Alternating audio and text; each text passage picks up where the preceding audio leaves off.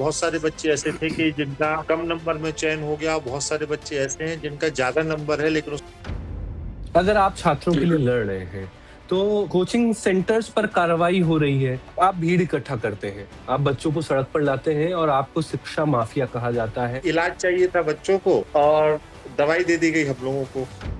जो candle march निकाला, अगर वो नहीं करते तो आज आपकी कोचिंग सील नहीं होती। तो मैं ऐसी कोचिंग चला के करता क्या, जहाँ पे मैं बच्चों की आवाज ना उठा पाऊँ? मैं तो कहता हूँ आज परीक्षाएं 5 चरण में हो गई हैं। प्री, मेंस, इंटरव्यू, धरना, हाई कोर्ट, सुप्रीम कोर्ट। अगर रवि सर को शिक्षा मंत्री बना दिया जाए, ये जो सील किया गया है कोचिंग, ये एक तरीका है आपको भी अपने पाले में बैठाने का? ऐसे लाखों कोचिंग, ऐसे लाखों संस्थान कुर्बान हैं, ठीक है? एक नहीं। और मेरे पास जो भी है वो भी कुर्बान है। लेकिन अंतिम सांस तक अपने बच्चे की लड़ाई लड़ूंगा।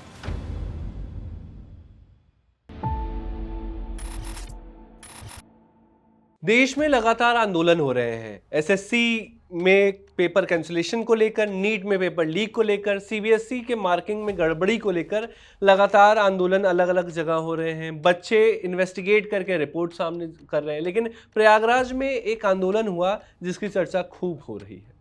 नमस्कार, मैं नीलांजन तिवारी। पिछले कुछ दिनों से प्रयागराज देश भर में चर्चा का विषय बना हुआ है। एक तरफ पेपर लीक के खिलाफ छात्रों और शिक्षकों का आंदोलन है, तो दूसरी तरफ प्रशासन की कार्रवाई है कोचिंग बंद करने की। कैंडल मार्च निकाला गया, छात्रों ने अपनी आवाज बुलंद की और फिर कुछ बड़े कोचिंग संस्थानों को सील कर दिया गया, जिसमें से एक नाम टारगेट ऑन भी है। क्या यह सिर्फ एक प्रशासनिक कार्रवाई है या फिर छात्रों की आवाज उठाने वालों को निशाना बनाए जाने का आरोप सही है? इन सभी सवालों के केंद्र में एक नाम लगातार चर्चे में है, रवि पी तिवारी, जिन्हें लाखों छात्र रवि सर के नाम से जानते हैं। आज हमारे साथ रवि सर मौजूद हैं। हम उनसे जानेंगे कि आखिर प्रयागराज में उस शाम हुआ क्या, कैसे इतने लोग इकट्ठा हुए, पेपर लीक के खिलाफ उनकी लड़ाई क्या है, उनके संस्थान पर कार्रवाई क्यों हुई, क्यों सील करके बंद कर दिया गया, और क्या वास्तव में छात्रों की आवाज दबाने की कोशिश की जा रही है या यहां कहानी कुछ और है। रवि सर, आपका स्वागत है हमारे शो में। रवि सर, क्या हुआ था ऐसा, वो जो कैंडल मार्च था, जिसके बाद आपके कोचिंग को सील करना पड़ा? उसके आयोजक कौन थे? क्यों ये कैंडल मार्च कराया गया था? पहले तो हम ये जानना चाहते हैं। लेखपाल के पेपर को लेकर कुछ विसंगतियां थी। ऐसा था कि कुछ एग्जाम सेंटर्स ऐसे हैं जहां पर पेपर ठीक तरीके से संपन्न नहीं हुआ। जैसे पेपर शुचितापूर्ण संपन्न होता है तो पेपर की शुचिता अलग होती है, लेकिन हुँ, कुछ सेंटर से ऐसे वीडियो वायरल हुए कि पेपर ठीक संपन्न नहीं हुआ। तो कोई ऐसा भ्रष्टाचार का आरोप नहीं था किसी पर कि किसी ने तय कर दिया हो कि पेपर गलत ही है। लेकिन अगर कोई चीज सामने आई है कि ये हुँ, पेपर गलत है तो आयोग के पास साक्ष्य रखे गए। उन साक्ष्यों को लेकर जो आयोग का रवैया रहा वो रवैया ठीक नहीं रहा। मतलब बच्चों को ये लगा कि जितना ध्यान इस पर दिया जाना चाहिए अत्यधिक उतना ध्यान इस पर नहीं दिया गया। ठीक है। हुँ, दूसरा, हुँ, यूपीएसआई के स्कोर कार्ड को लेकर दिक्कत थी कि जैसे बहुत सारे बच्चे ऐसे थे कि जिनका कम नंबर में चयन हो गया, बहुत सारे बच्चे ऐसे हैं जिनका ज्यादा नंबर है लेकिन उसका चयन नहीं हुआ। तो नॉर्मलाइजेशन कैसे हुआ, किसके कितने हुँ, नंबर बढ़े, ऐसी हुँ, परेशानी क्यों आ रही है कि कम नंबर वाले बच्चों का चयन हो गया लेकिन ज्यादा नंबर वाले बच्चों का चयन नहीं हुआ। इन सब विसंगतियों को लेकर इलाहाबाद में जो छात्र समूह रहता है उसने एक कैंडल मार्च रखा। और उस कैंडल मार्च में जो इलाहाबाद के शिक्षक थे जिनको वो अपना अभिभावक मानते हैं, उस कैंडल मार्च में उन्होंने कहा कि सर आप लोग भी आइए तो हमें बल मिलेगा। एक हुँ, अभिभावक के तौर पर प्रयागराज के शिक्षक जो थे, प्रयागराज के शिक्षक वहां पहुंचते हैं, कैंडल मार्च संपन्न होता है। 1 घंटे का कैंडल मार्च था जो संपन्न हुआ। हम लोग उम्मीदें कर रहे थे कि कैंडल मार्च में हम लोगों की जो मांगे हैं उन मांगों को लेकर शासन प्रशासन से अधिकारी आएंगे, हम लोगों से ज्ञापन लेंगे और हमारी बातों को उच्च अधिकारियों तक या प्रतिनिधियों तक या आयोग तक पहुंचाएंगे, जैसा हमेशा होता रहा है इसी तरीके से। हुँ, लेकिन सुबह उधर तो कोई नहीं आया कैंडल मार्च में, लेकिन सुबह हम देखते हैं कि इसका एक पुरस्कार मिलता है कि हुँ, जो मांगे थी उन मांगों पर तो कोई कार्रवाई नहीं होती है और कोचिंग को सीज किया जाता है। 3 कोचिंग हुँ, ऐसी थी जिनको सीज कर दिया गया। उसमें भी हुँ, कोई बात नहीं। देखिए, अगर हम प्रयागराज में कोचिंग चला रहे हैं तो कोचिंग को आप सीज भी कर सकते हैं, कोचिंग के मानकों की जांच भी कर सकते हैं। ये आपका कर्तव्य है और इसमें हमेशा एक मतलब एक मर्यादित शैक्षिक समुदाय होने के नाते हम सुरक्षात्मक दृष्टियों का ध्यान भी रखते हैं, हम अपने बच्चों को लेकर सचेत भी हैं। और ये समय-समय पर आपको जाँचते रहना चाहिए। कार्रवाई को लेकर हमारा कोई विरोध इसलिए नहीं है क्योंकि ये कार्रवाई आपके हक में है, आप कर सकते हैं। हुँ, अच्छी बात है, आप करिए, उसको जाँचिए, लेकिन आपके हक में ये भी है कि जो बच्चे परेशान हैं, हुँ, उन बच्चों की भी आप सुध लीजिए। उन बच्चों को भी हुँ, दिक्कत हो रही है, तो उन बच्चों को भी आप देखिए। इसलिए कार्रवाई एक पक्षीय लग रही है कि कैंडल मार्च बच्चों ने बुलाया था, प्रॉब्लम हुँ, बच्चों की थी और सीज हुँ, कोचिंग की गई। तो हुँ। ये कुछ कॉकटेल समझ में नहीं आया कि मतलब कैसे क्या है उस तरीके से लेके। तो तो वो थोड़ी आप बच्चों की लड़ाई लड़ रहे थे, तो ये कोचिंग सील किया गया है या फिर रजिस्ट्रेशन आपका कैंसिल किया गया है? क्या है मतलब क्लियर नहीं, नहीं, क्या नहीं, है नहीं, इसमें? कोई हाँ, रजिस्ट्रेशन कैंसल नहीं किया गया। जिन जिन हाँ, जिन बिल्डिंग्स में हम लोग कोचिंग चलाते हैं, उन हुँ, बिल्डिंग्स को कोचिंग को कोई नोटिस नहीं, उन बिल्डिंग्स में कि ये बिल्डिंग्स में कोचिंग गलत चल रही है, अच्छा। उन बिल्डिंग जो भवन स्वामी हैं, उन सभी भवन स्वामियों को और एक नोटिस दिया गया है और वहाँ पे सीज किया गया कि मानकों के अनुरूप कोचिंग नहीं चल रही।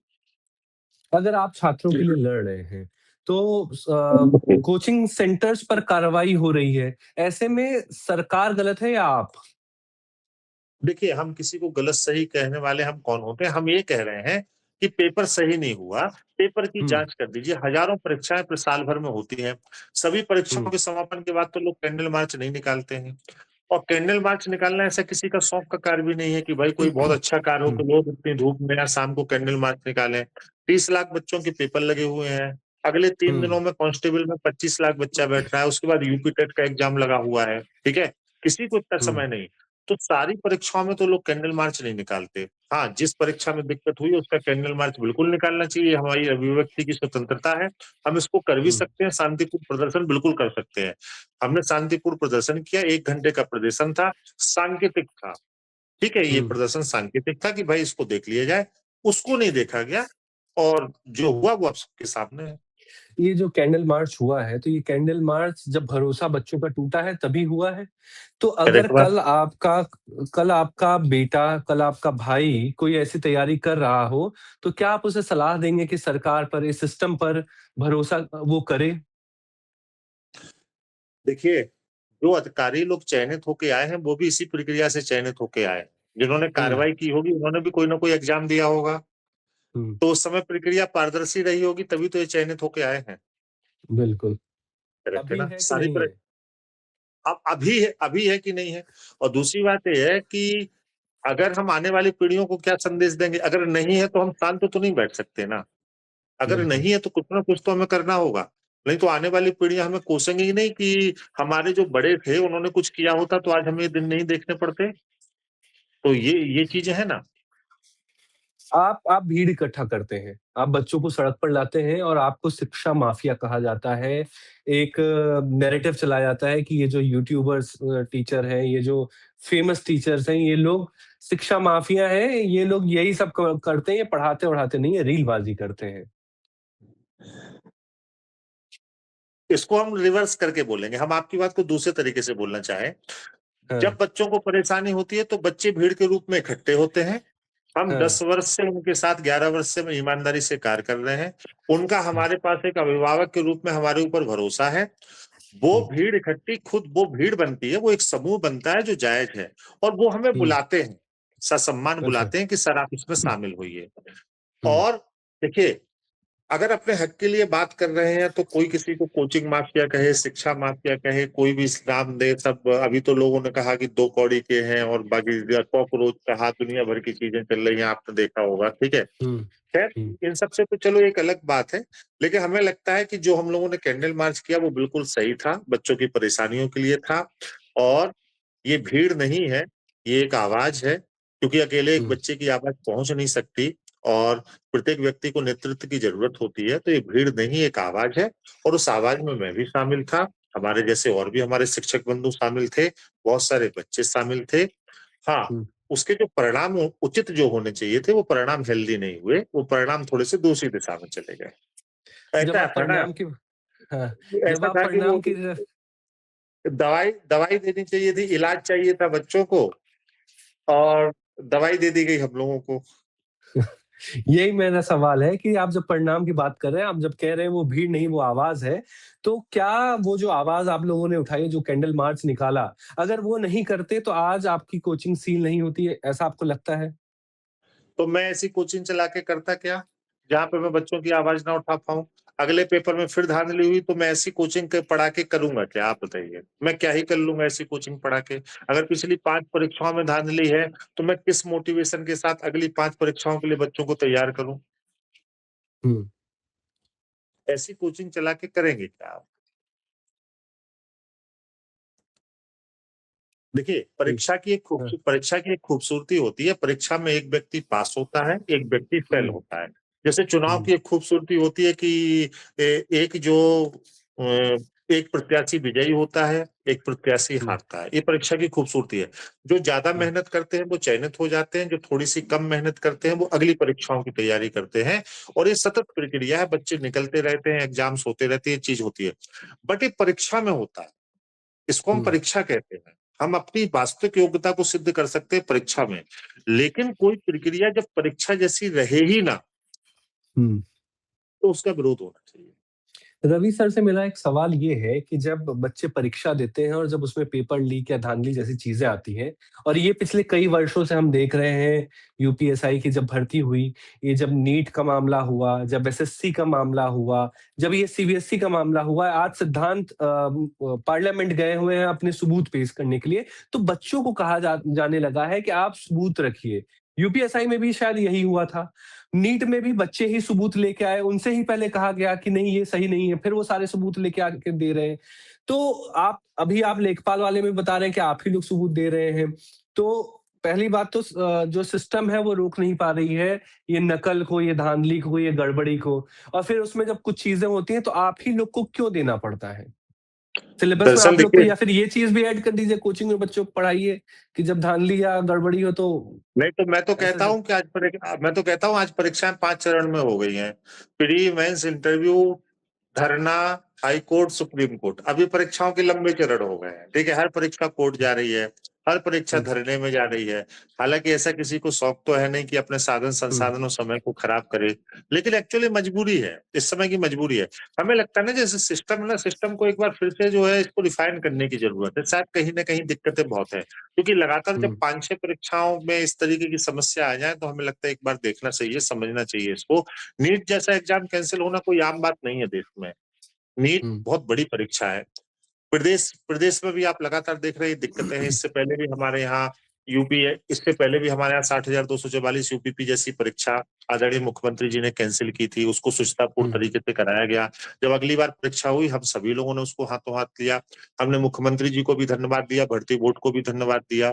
यूपी ट्रिपल हुँ, एससी ने इससे पहले जो परीक्षाएँ कराई, जब सही थी तो हमने उनको धन्यवाद दिया। बहुत सारी परीक्षाएँ बहुत अच्छे से कराई उन्होंने।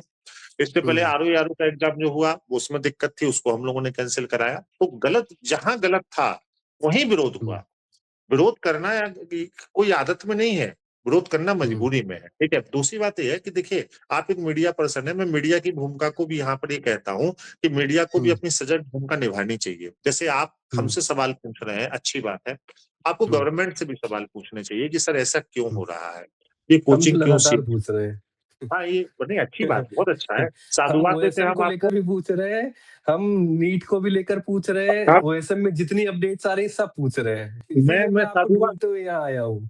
मैं साधुवाद देता हूँ आपको कि आप दिल्ली से ढूँढते हुए प्रयागराज तक, मैं बहुत साधुवाद देता हूँ आपको इस चीज़ के लिए कि आप बहुत नोबेल कॉज़ के लिए कार्य कर रहे हैं।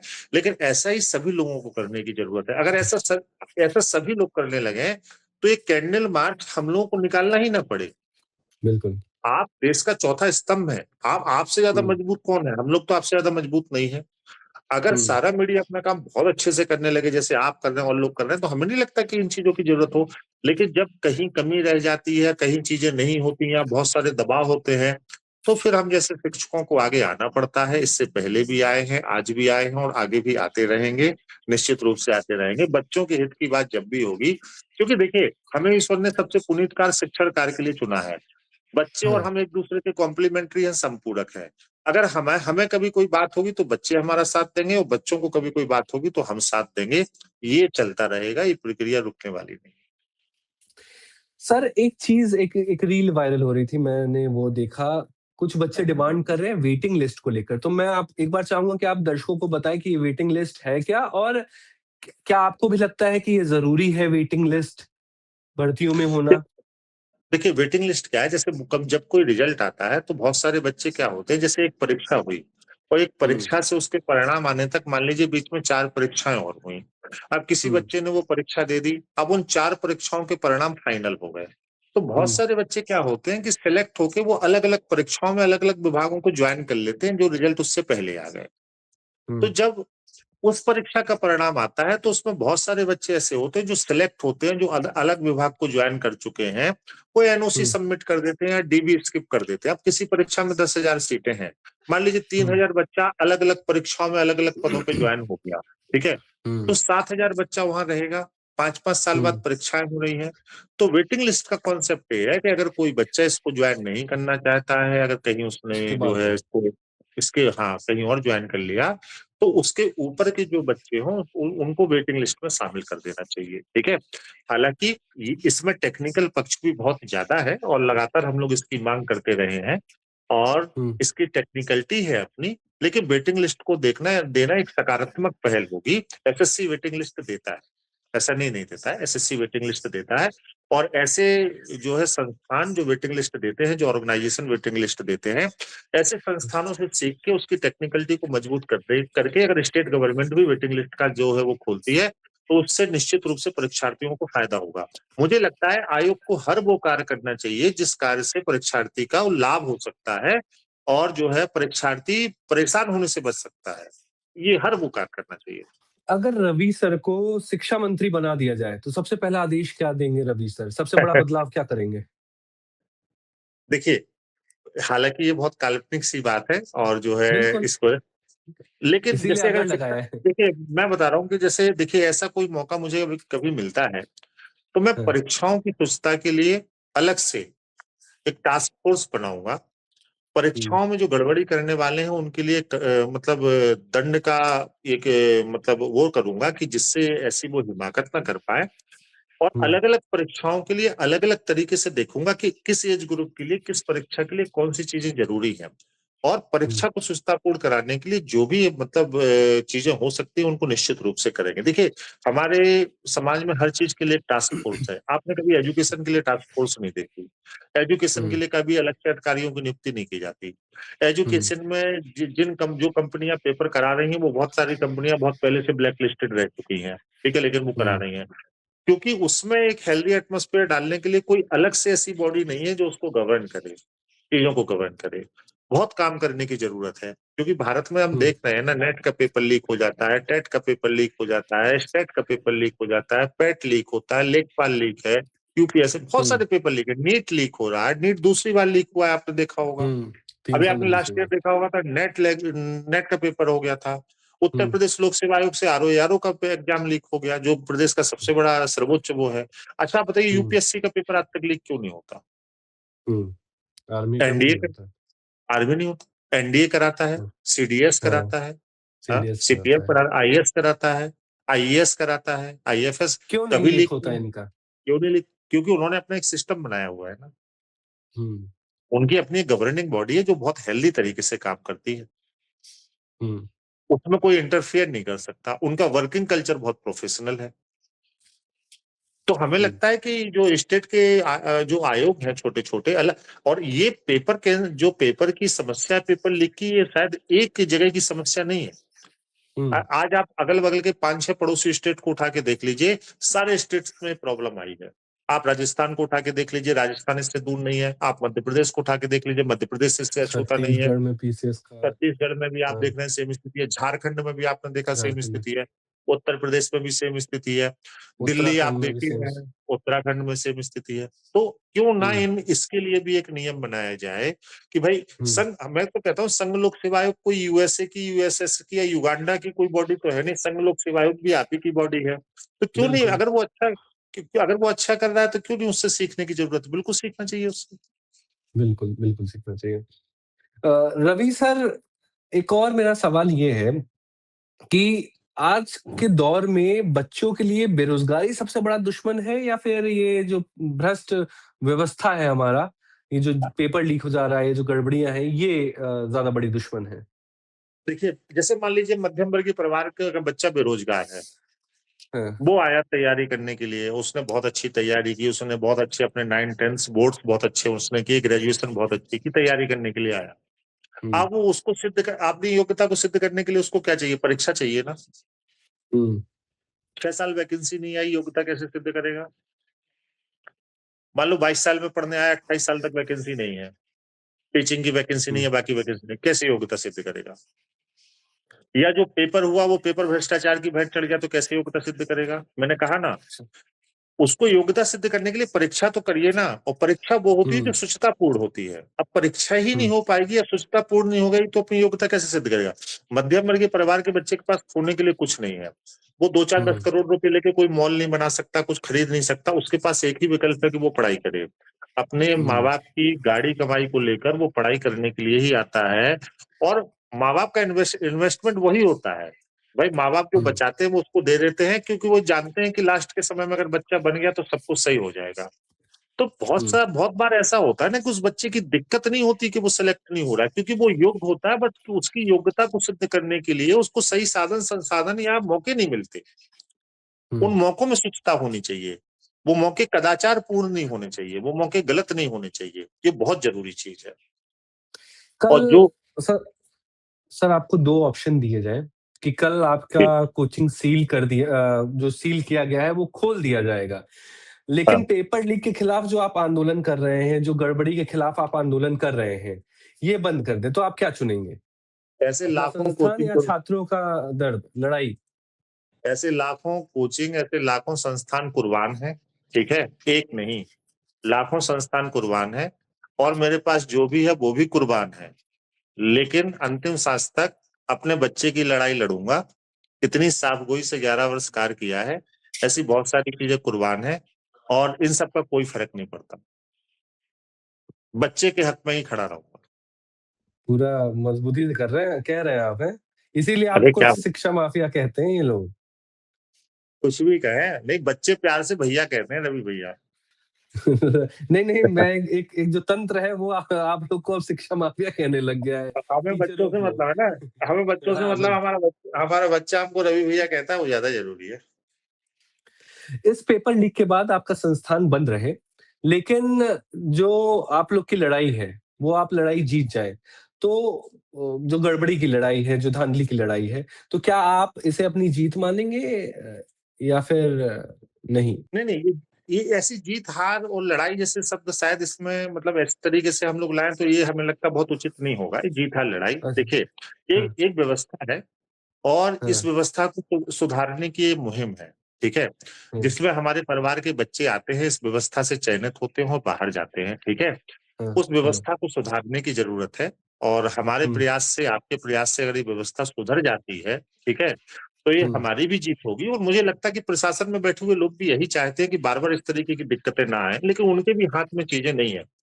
अब हुँ, वो यहाँ इलाहाबाद पे ग्राउंड लेवल पे मैनेज कर रहे हैं, चीजें लखनऊ से हुँ, हो रही हैं, दिल्ली से हो रही हैं, जो संस्था पेपर करा रही है वहां से हो रही हैं, तो उनके भी हुँ, हाथ में वो चीजें नहीं है। हमें लगता है उनका भी मर्जी यही होगा, उनके भी बच्चे हुँ। प्रयागराज ही पढ़ने आ रहे हैं कि व्यवस्था ठीक हो जाए। तो ये सर व्यवस्था ठीक होने की लड़ाई है।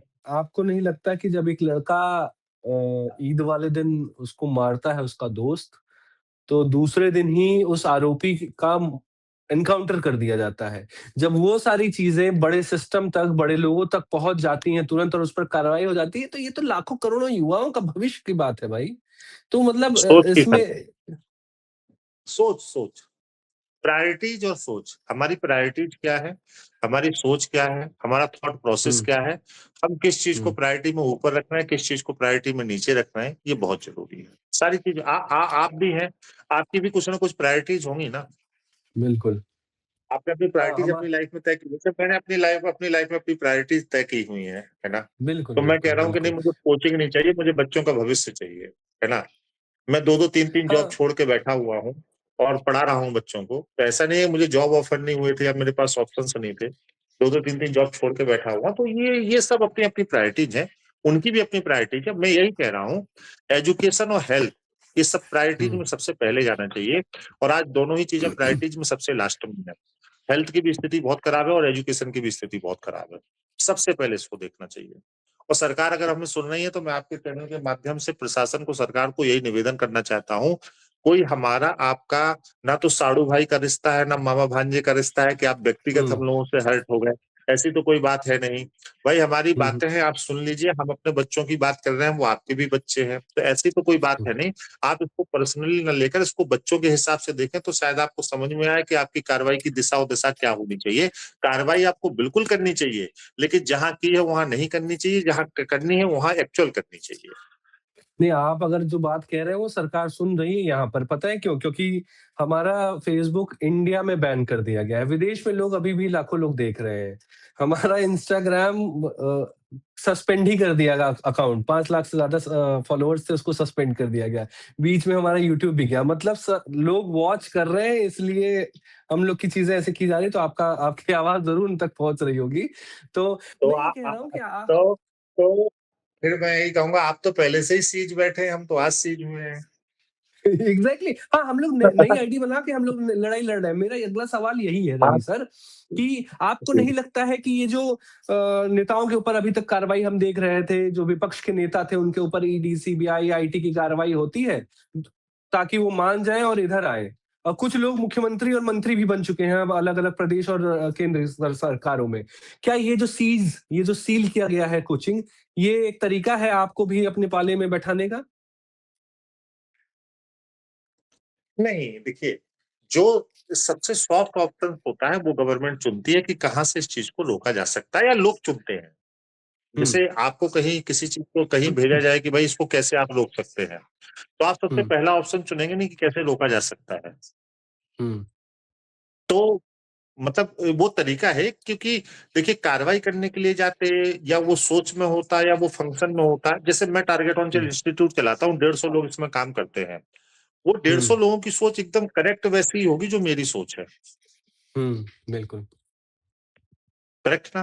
अब आप इसी से हुँ, समझ लीजिए। बड़ी बात कह रहे हैं आप।